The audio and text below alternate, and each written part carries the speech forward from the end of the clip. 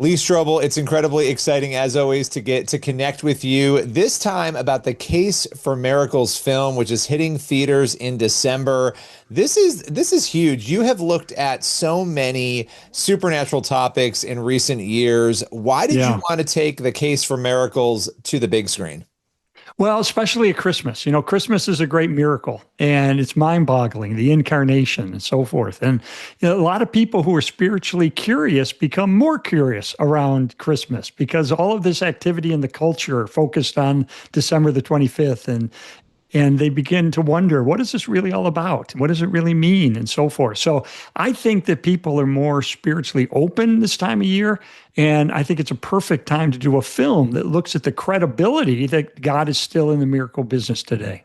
Yeah, I love that. And you more than anyone probably. I think there's a few of us who have spent a lot of time looking at miracles and looking Yeah. at the supernatural, but you really more than most. What has this taught you? You obviously had Seeing the Supernatural, you had your book, you've done, I mean, you've been looking at this for years. What is the biggest impact that miracles and this investigation of the supernatural has had on your own faith?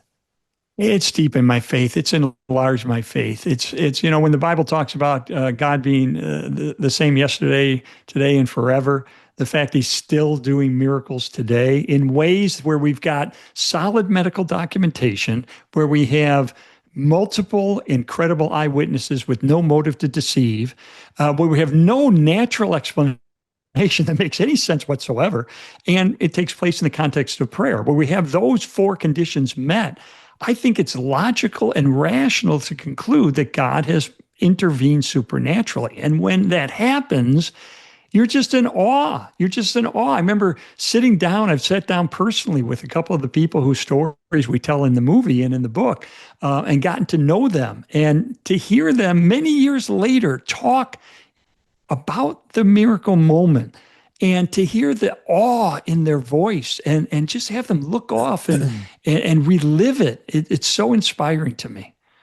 Yeah, what is, okay, I don't want to have you spoil anything, but when Yeah. you think about the stories and what people are going to encounter in this film, The Case for Miracles, what is one thing that you can tell us, like one little snippet you could give us that would give people a sense of what they're going to encounter and experience?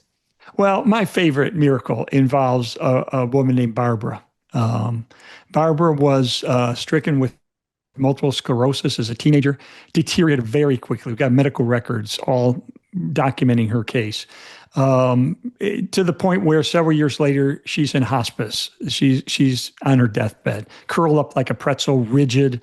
One lung collapsed, the other lung at 50%, a tube in her throat so she could breathe from oxygen canisters in the garage. Lost control of her urination and bowels. She was virtually blind. She could just see gray shapes. Um, her legs had atrophied. She hadn't walked in 7 years at that point, and she's dying. And then somebody said, "Hey, why don't we call the radio station in Chicago, WMBI, Moody Bible Institute, and ask people to pray for poor Barbara? My goodness, she's on her deathbed." So they did. And we documented at least 450 people prayed for Barbara. How do we know? Because they wrote letters to her saying, "I'm praying for you." And so on Pentecost Sunday, there's a couple of her friends who are in the room together with her, reading her some of these letters from people praying for her. And she's curled up like a pretzel in bed.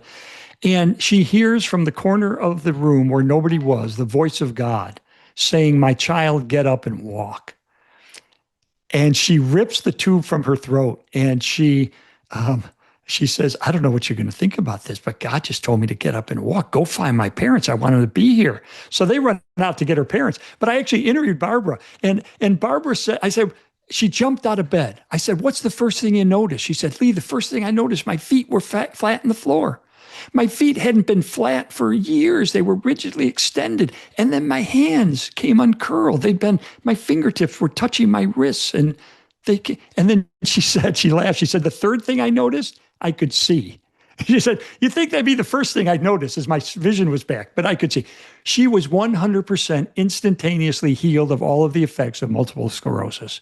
She went that night with her family to a church to celebrate this. It was Pentecost Sunday. There was a church service. They get there late. The pastor's up front and he says, "Anybody got any announcements?" And Barbara comes walking down the center aisle. Nobody'd seen Barbara walk for 7 years. The whole place erupts with people singing, "Amazing Grace, I once was blind, and now I see." And the next day, she goes to one of her doctors to be examined. And he said later, "I saw her walking down the corridor toward my office, and my first thought was, oh, she died, and that's a ghost." She said, "This is medically Wow. impossible." And it is medically impossible. And yet, it happened immediately as she heard the voice of God say, "My child, get up and walk." Wow. And it happened tied to prayer. I mean, all of these Yes, factors are an impossibility. We yes, see this again and again and again, and yet the natural world, a lot of doctors and scientists, they'll dismiss it. They don't even want to talk about it yes. sometimes. I mean, you obviously former atheist, obviously, a journalist, your background is obviously so fascinating. Why do you think, based on your own experience of where you were before Christianity and what you know investigating these kinds of cases, do you think there is such a rejection of what Yeah. seems plain and clear before our eyes? I think a lot of skeptics ratchet up their skepticism to an unreasonably high level. So there was a woman who was a medical doctor. She wrote a letter to Skeptic magazine. I'm friends with Michael Shermer, as the editor of Skeptic magazine. And in that note, she said, "What would it take for me to believe in a miracle?" Well, she said, "If a chicken learned how to talk and then beat a grandmaster at chess, maybe I would begin thinking that something was up." Well, I think that's setting the bar a little unreasonably high. Um, I think we don't need extraordinary evidence to convince us that the miraculous has occurred. We just need to have good evidence. We need to have reliable evidence. We need to have persuasive evidence. And we've got all this background information that God exists: cosmology, physics, biochemistry, these scientific discoveries over the last 50 to 80 years about the origin and fine tuning of the universe and so forth that point toward a creator, that give us a background confidence that indeed maybe there is a supernatural creator. Well, then for him to do a miracle, for him to intervene in the creation that he brought about, is like child's play.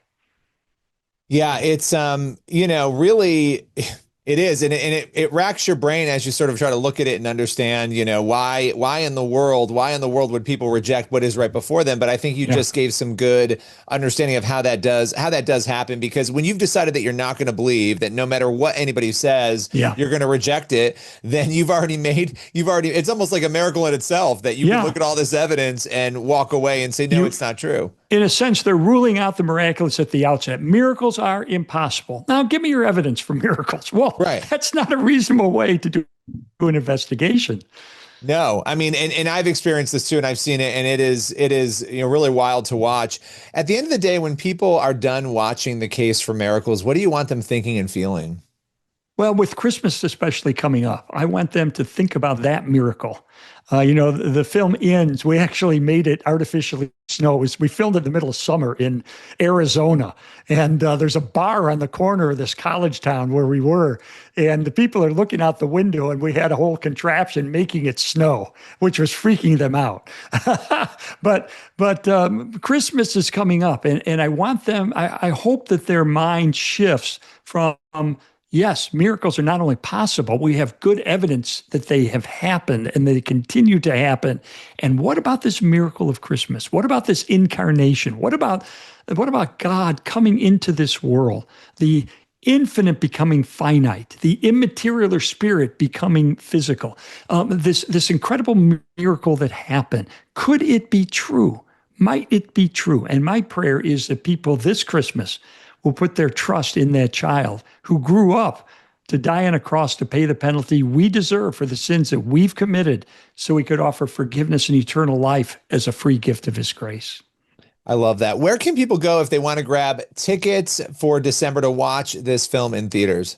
Yeah, I think if they go to fathomproductions.com, that's the organization that creates these movie events. And there's a trailer there, there's ticket availability and so forth. It's about 1,000 theaters coast to coast. So there's going to be one locally for you. So you can check the listings of your local theater and go that first night on the 15th and bring some friends. Bring somebody who's spiritually curious, who's not a Christian. And maybe in the car on the way home, have a conversation about what you experienced. I always tell people, if you're a skeptic, come and poke holes, ask questions, Yeah, invite there people you to do go. that. So I love Totally that. legitimate. Totally I, legitimate. Let's ask questions. Let's explore. Let's look for answers. I love that. Well, the film is The Case for Miracles, coming December 15th. There are 3 nights. You can check that out. And again, it's The Case for Miracles. Lee, appreciate your time today. My pleasure. Good to see you again, Billy.